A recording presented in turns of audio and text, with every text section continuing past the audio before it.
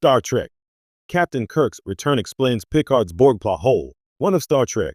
Picard's most debated mysteries isn't a flashy space battle or a surprise cameo. It's a quiet, nagging question that longtime fans can't quite shake.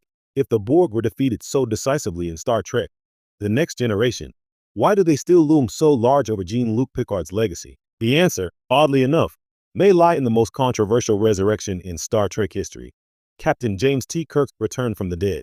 On the surface, Kirk and Picard's Borg stories seem completely separate.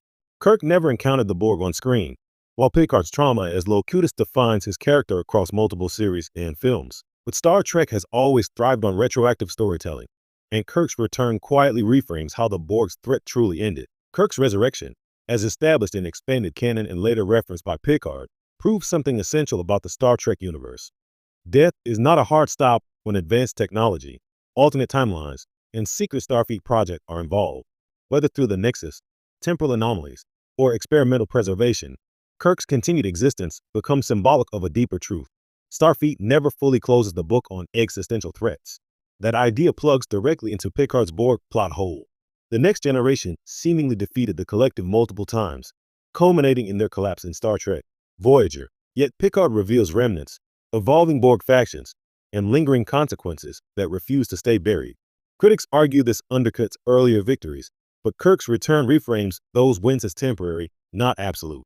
Kirk represents unfinished business. His survival implies that Starfleet, and the universe itself, operates in layers of contingency. The Borg weren't erased.